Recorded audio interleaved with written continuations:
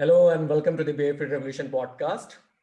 I'm joined by Chumpy and JT, and we are here to recap the match day three of Champions League, specifically five matches, starting with Real Madrid and Inter Milan. Real somehow won a match 3-2. The point is, Conte is just too bad in the Champions League. I've never seen him do well in the Champions League. Yeah, he's not necessarily a Champions League coach. I think he gets his tactics wrong. वो Juventus के साथ भी इतना सही था domestically. Like they won five straight series in that. Even in that tenure, like he never made it in the Champions League for some reason. And you could see that in the game against Real. I think they paid too much respect. Given Real's form, I think Inter should have taken the game by scruff and should have attacked Real. But they were played out of the park in the first half by a very average Madrid team. Played out of the park. And you give credit to Sergio Ramos. He's now scored 100 goals in his career and he's a defender. Like he's got more goals in the Champions League than most strikers have ever dreamed of. Like it's ridiculous.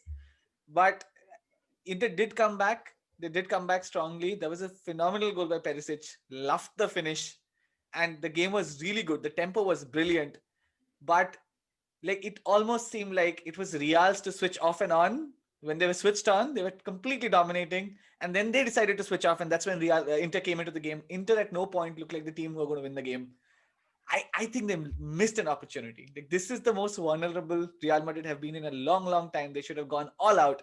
They missed it. Yeah, Lukaku was injured, fine, but they still have Lautaro Martinez, who's one of the best strikers in Europe right now. Go attack. No, they played too defensive for my liking. Like it was an open game, good game, but Inter missed a chance. Yeah, Real from the very start they were really attacking. So they almost had the Inter team on the back foot right from the start. They had a lot of chances that they missed.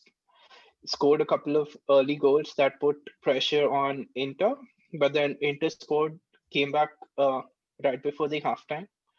Perisic, as you mentioned, scored a very important equalizer, and they should have at least drawn the match, if not won it. But then Real played on the counter, destroyed Inter. The two Brazilians combining. Rodrigo and Vinicius. Yeah, Rodrigo and Vinicius. Mm. It was a very good goal. Very. That And finish what was a finish! Yeah, that finish was ridiculous, right? Like for an 18-year-old, 19-year-old kid to have that composure to finish in the Champions League.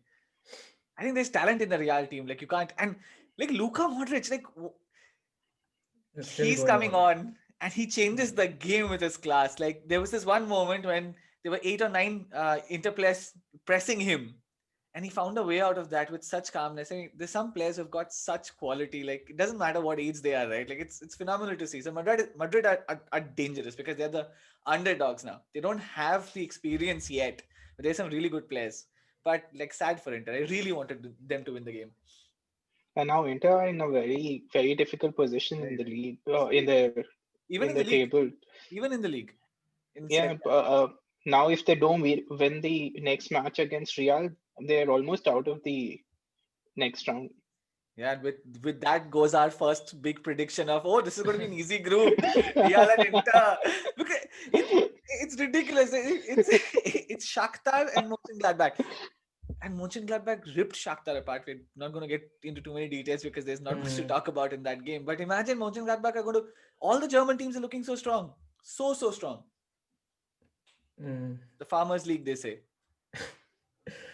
And the next match is Barca versus Dynamo. Ooh. There is a very peculiar thing happened in that match. Like two senior goalkeepers of Dynamo, they were COVID positive, and then an 18-year-old comes up, makes 12 saves in the match. That is most saves since 2013. Wow. And like somehow Barca won that match. Somehow.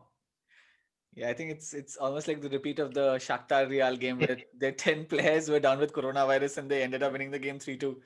Uh, yeah, it was a it was a good performance by Barcelona, to be quite honest. I I think the reason why he made 13 saves is because Barca had about 26 to 27 shots in that game. So Yeah. if you look at his saves percentage, like it's 50% of the shots he faced, he saved, like total shots. Yeah. And then so it's not surprising to see people making these many. I remember a game recently in the Russian league where a team lost 10-1 or 12-1 or 13-1, and the goalkeeper made about 25 saves. So he was being hailed as this hero. But I mean, these games only play out this way because one team is doing all of the attacking. And so kudos to the goalkeeper. Wouldn't read too much into it. But Barca are looking good. They've won all 3 of their games in the Champions League. They seem to have found a stopgap solution in Pedri, who seems to be answering a lot of their questions.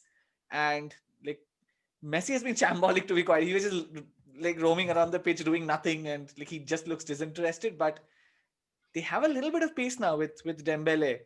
And I mean, even Griezmann scored in the game. So no, sorry, Griezmann didn't score, but he had a decent-ish game, and Ansu Fati had played on the left, and he played well as well.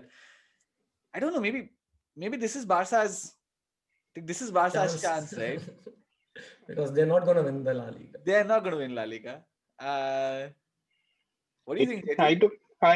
It looks highly unlikely for them to win the Champions League as well, but all our predictions have been so wrong. You just never know.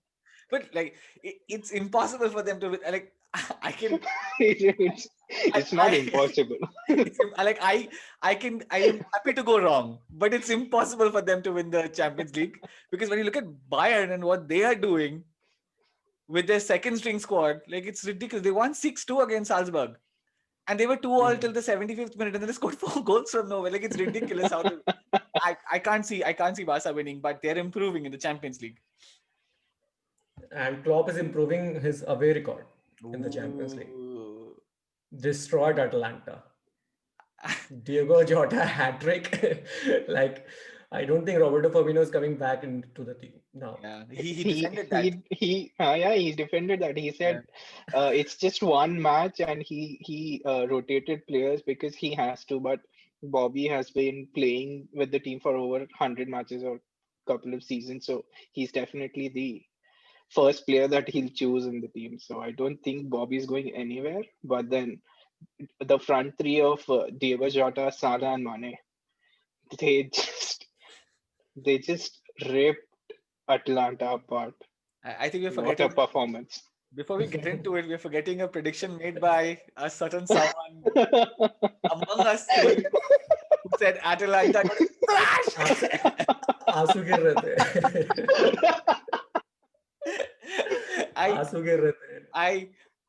I think no one expected a 5-0, but there was someone in the studio, I don't remember who, in the BT Sports studio, who said it's going to be devastatingly easy for Liverpool because Liverpool thrive on space and are a phenomenal counter-attacking team, even though they have most of the ball generally in the Premier League. And that's exactly what Atalanta did, right? Stepped up, gave Liverpool all the space in the world to play around them. And if you look at the goals that Liverpool scored, they were all when Atalanta were attacking and on the turnaround. Having said that, 3 glorious finishes by Diego Jota, who is, again, Liverpool they've cracked the code, the transfer code. Whoever they bring in, data science scouting. Data science. All of their recent transfers have been just performing brilliantly. No, I wouldn't say all. Not all, but most of them. Not all of them. Not all. I think Keita hasn't stepped up. I'm afraid to say Shaqiri hasn't stepped up because that through ball, I keep watching that through ball on a loop. That is therapeutic. That through ball he put for Jota. But yeah, again, I think they kept a clean sheet in the Champions League against one of the most attacking sides in the world. And we were talking about defensive issues that they were going to face after Van Dijk leaving. That's still going to be the case. But I think they've dealt with it quite well. 5-0 against one of the highest scorers in Europe for the last 2 seasons. That's incredible, right? Away. And this is going to be a nice confidence boost with the team, right? Especially again with the next match that they have coming up in Premier League. Exactly. We'll talk about that. Okay, the next is Leipzig versus PSG. PSG has somehow made it difficult for them. they're going to be out of the league of the group, I think, because Yeah, next match somehow United, if they win, then PSG are out. they're saying the Europa Yeah. League final is going to be more interesting than the Champions League final PSG Spurs. But But PSG has had a really good first half. The first half, Oh, they actually phenomenal. dominated Leipzig. They had a really good first they half. missed a Um, penalty. they missed a penalty, They missed a and penalty. in the first 15 minutes, they would have been 2 goals up, and that probably would have changed everything for them. But Di Maria missed it. Uh, almost at the half, almost just before the halftime, Leipzig scored an equalizer, and in the second half, it was a altogether different performance from Leipzig. They performed really well. Scored a scored a winner, and that was it. PSG just couldn't find any answers. Of course, they were missing a lot of players through injury, but even then, they really should have performed a lot better than they did. It's troubling, right? How again that succession plan thing that we've discussed in another episode, which we're going to release soon. Look at how they've fallen, right? From Verratti to um players like Danilo in the midfield, Idrissa Gueye. Like they're not characteristic PSG, are they? Like they're not ball passers, they're just ball winners. It's like players like Florenzi, Pablo Sarabia, like they they've fallen, right? Like as in they're not progressing. They're depending on Neymar and Mbappe for the merchandising and all of the global sales, but as a team, they've not strengthened. Like, and Thiago Silva leaving, Kimpembe looks very, very weak at the back. Like he's a good defender, but he looks so error prone. Like two red cards in the game. Two red Two cards. red cards, and One of them was slightly harsh, but two red cards in the game. and imagine this: PSG had just two shots on the goal in the whole Exactly. match. Whole game, two shots on goal, and that too. They were not threatening shots on goal. Like literally, the goalkeeper could just like grab the ball, and that's it. But credit to my favorite, greatest coach in Europe, Julian Nagelsmann. They bounced back off the thrashing at United and play the way they did. Although I said although like with a pinch of salt, because the first half, like JT said, they should have been 3 to 4 nil down. Like the PSG were rampant, but to come back in the second half and they had a really, really good second half. And Angelino, I think City will be looking at Angelino, though they have covered it well with Cancelo playing a weird position wherein he moves into midfield for some reason. But good game, great game. And now this group, I know we're going to come to the match that we want to talk about. This group is just off the charts. So let's talk about Gam Kero, that game. Istanbul versus United, 2-1. And Ole's job is like now, this close. now This they'll thrash Everton 7-0 to save Ole. Do you want to share that joke on social media as to why United Yeah, actually lost? that's what's going on. Like the Yeah. people are as in Google searching like what color zebras can't see, and it's, and it's, and it's orange. Like the first goal, they were building the offside trap in the Istanbul's half, and when and when Dembaba went 1-on-1, Gerard was shivering in his at the range. Yeah, I think So it's like there is shambolic, and then there is what happened with the United defense. They played a short corner. And Ole said, "I am at fault because I asked them to take short corners." Have you ever seen a short corner that long? Like there was an intricate passing sequence of about 12 to 13 passes within the corner itself so that they could cross the ball.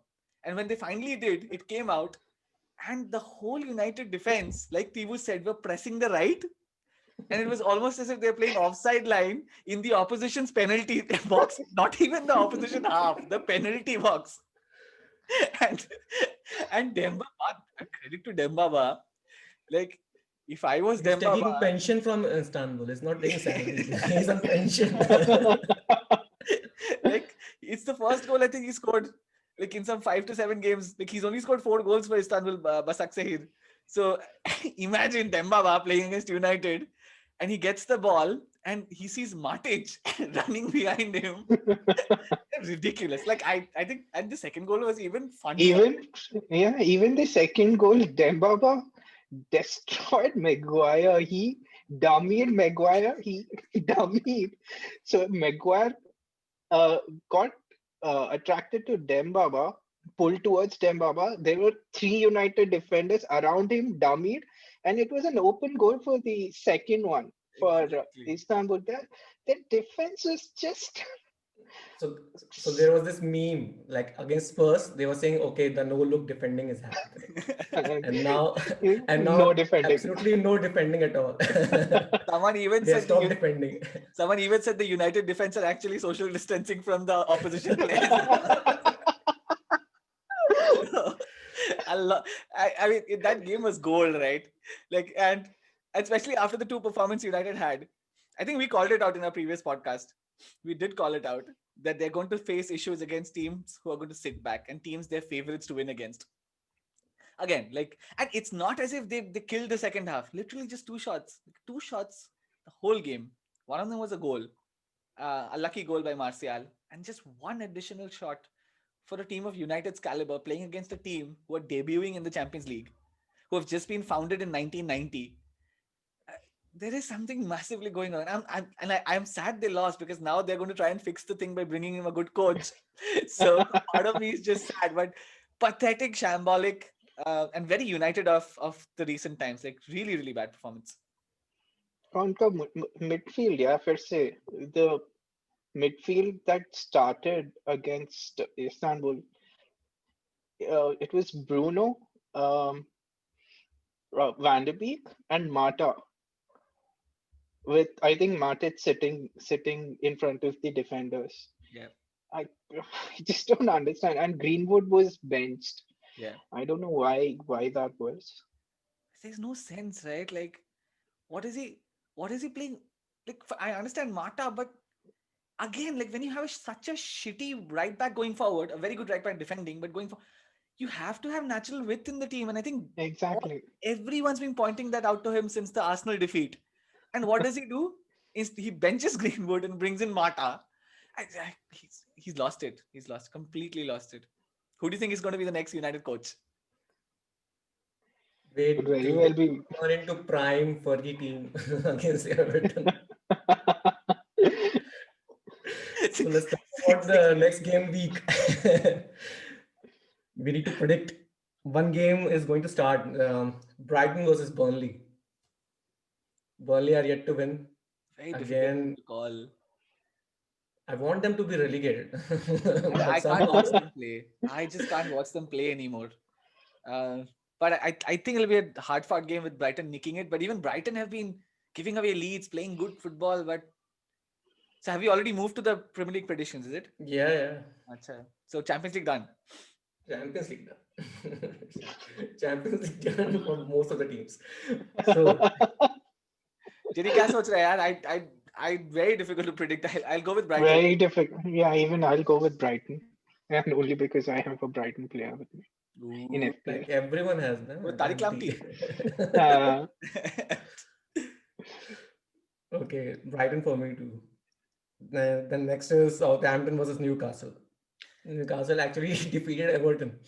Such a shitty game from I think two And teams that- that want relegated, Burnley and Newcastle, because of the shit football that they're playing. It's like it's painful. I mean, Mourinho plays shit football, but for some reason Spurs are not going to be relegated. But these two teams, like they kill football. Like I hate the football they play.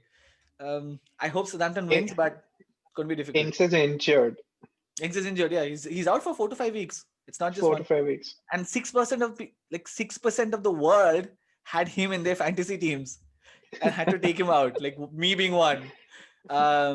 But Southampton, yeah, it'll be a difficult game. Like Newcastle will make it difficult, not give any spaces. I'm going to go for a draw.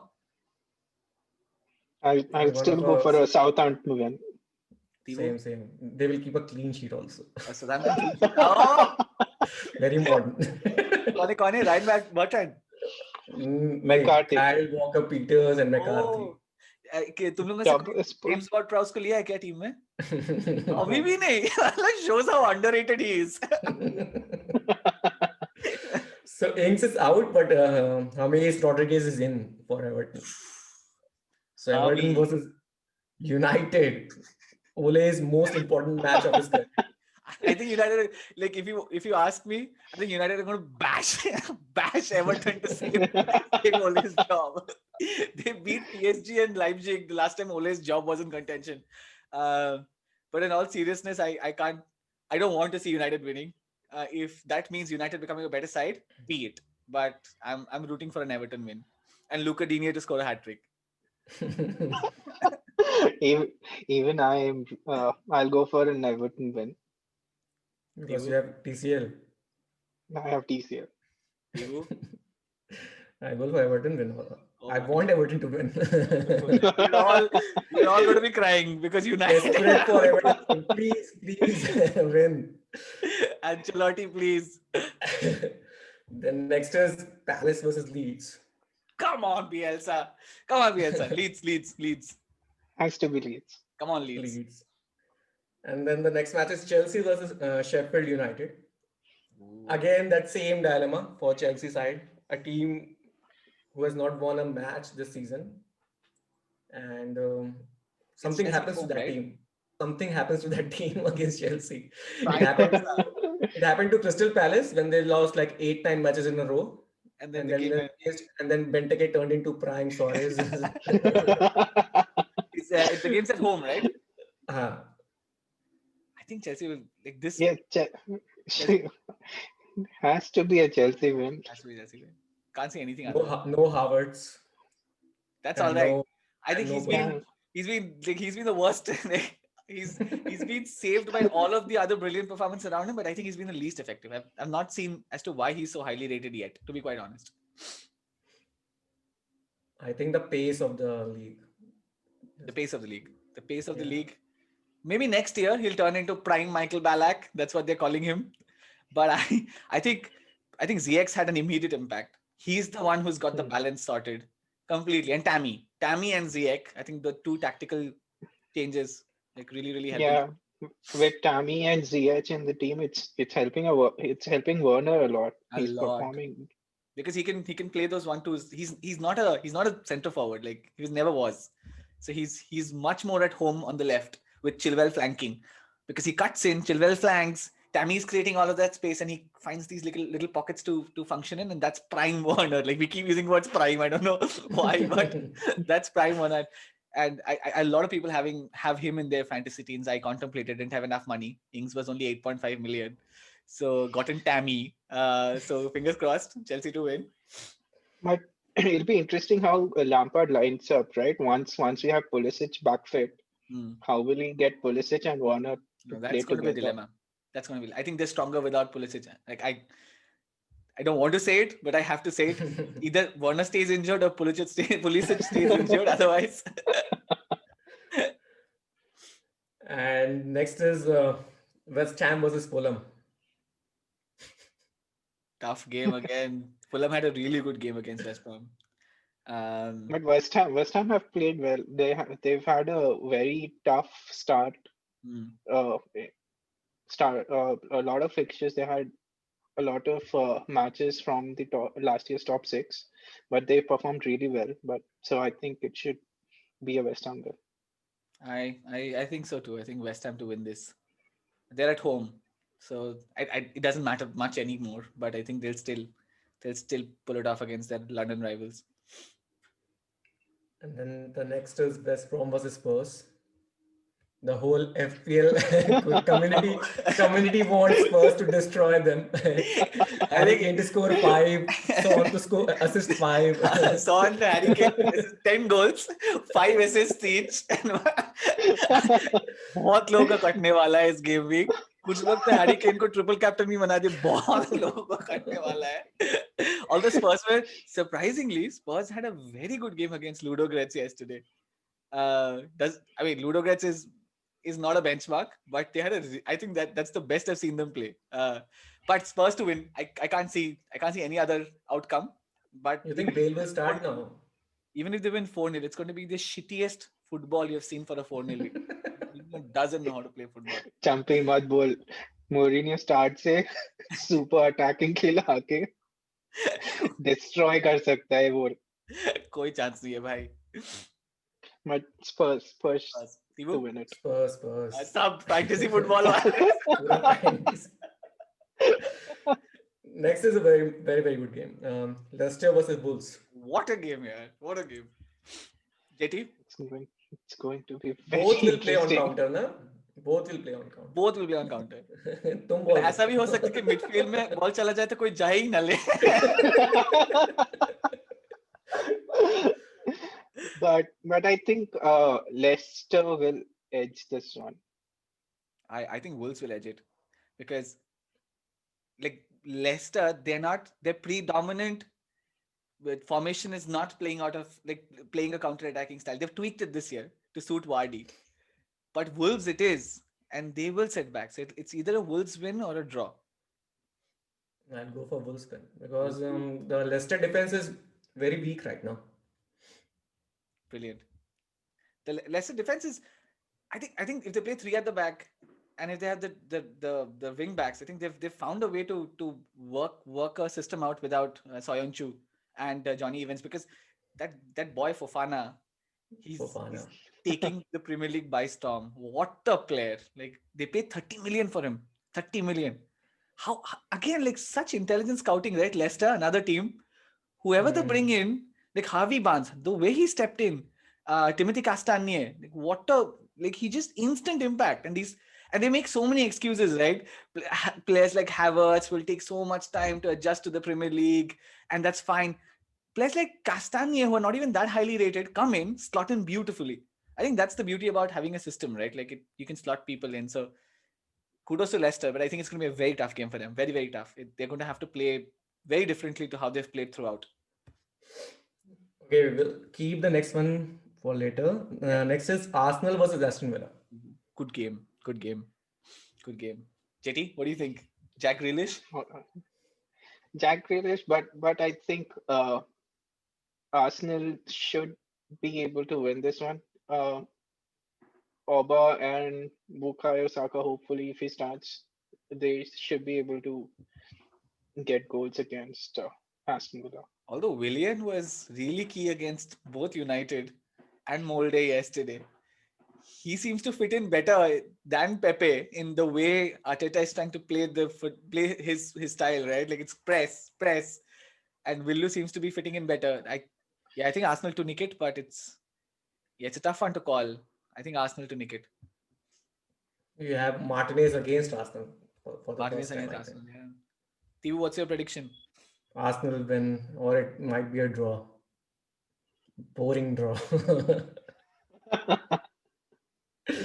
Okay, now the blockbuster and perhaps the match which will tell us who is going to win the league. City versus Liverpool. Oh, what a game! JD, what do you think? It's just too difficult to predict this one. It could just swing either way, but I really want City to win it. If City win it, the league will still be open. It'll not be a freeway for Liverpool. It'll not be something that it's in Liverpool's hand to lose. Hopefully City win it and we'll have a very open league. Do you think this is better than the El Clasico in recent times? Right. I definitely think so. Yeah, definitely. Absolutely. The importance of this game and the quality of this game is just going to be. Like it's not the two best teams in the world, but it's two of the most beautiful teams to watch in the world. And that's what, like that used to be the classic. Although Mourinho's time at Real Madrid, they weren't the most beautiful team. They used to play 3 defensive midfielders and 6 defenders and 1 striker. So, but hopefully Pep doesn't overthink and destroy the whole. He just has to do what he's doing, right? He just has to keep this set of players that he's been playing quite effectively in a system that's working for him defensively. I really want City to win. Like I can look like I think you're looking long term, and I thought of the same thing. अगर Liverpool जीत गया ना, कोई नहीं वो कर पाएगा यार. There's only City who've got the depth of the squad. उनको कैच करना बहुत ज्यादा मुश्किल हो जाएगा. 8 points यार, 8 points with the game in hand, but 8 points. और वो गेम इन हैंड भी यूनाइटेड का, मतलब अभी की यूनाइटेड टीम से सोचे तो ऑब्वियसली वॉक ओवर टाइप है, Uh, but still uh, it won't be an they, easy match to they win. will play better against the likes of Cities and Liverpools because they're not And favorites. That's their yeah, style. and they've actually beaten City, right? Last Yeah, time they've they beaten did a City. double over City, I think. They did a double over City last time. Yeah, I think they did a double over City. शायद. So, Tibu, तुझे क्या लगता है कौन जीतेगा? Yeah, I think the Liverpool defense first time somebody will attack them without VPT. Like nobody is able to attack them till because I don't know, because of their high press or something. But right now, if I think Aguero comes back He's not. somehow, Aguero, yeah, but I think Jesus is back, right? Yeah, Jesus is Gary, he back. scored a good goal in the Champions League. So they can attack the back line. Yeah, Something can happen. yeah. You're forgetting the plus- 7-2 thrashing when you say no one's attacked them. But I think that's an outlier. So that was with VPT. That was with VVD, yeah. That was with VVD. So without VPT, they haven't been That's attacked. true. That's very true. No, Atlanta tried. But, but what I'm really worried about is if Pep presses too high, they will be ripped apart. Absolutely ripped apart. Pep needs to tweak. Slightly tweak his system. Pep ka bhi center back pairing, yeah, they haven't been tested, really tested, right? With the likes of Mane, Firmino, Salah, or even Jota, they they'll be tested this match. Mein. Hope, let's see. But I think Sterling, or agar, if they play Ferran Torres properly, and Sterling, Ferran Torres, or agar, whoever they play on the right, be it Bernardo Silva, I think if Walker plays, that'll be super interesting, right? Robertson against Bernardo Silva and Kyle Walker, like that is going to be brilliant, right? I don't know if that's how it'll play out, or Pep keeps tweaking, but such an interesting battle. And then it's going to be Sterling against Trent Alexander-Arnold. और Trent I think इस season इतना ज्यादा attack नहीं किया है उनके right पे. I think Robertson has been moving आगे a lot more than Trent has this season. But like against Atalanta, like Trent was out of the world with some of his passing. He's ridiculous, right, in his passing range. Passing range is. And the fact that Cancelo is going to keep, if he does play that system where Cancelo plays the left back and he keeps cutting in, there's going to be space for Trent to run into. It's brilliant, right? How many different tactical possibilities can play out. But okay, then see you guys. You guys watch out for the clue for the picture in the 3rd minute and do comment. 3rd minute. You want to answer the last one? Yeah, so the last one was a historic own goal scored by a player called Escobar. Coincidence for Colombia, he scored an own goal and he was assassinated because he scored an own goal. So yeah, and sometimes football is a matter of life and death, and more death than life. So yeah, and I think Bablu got it right again. Bablu is looking like the favorite to get to 100 points first, and we'll have a special surprise when he gets to that. Cool. See you guys. See you guys. Bye, JT. Bye.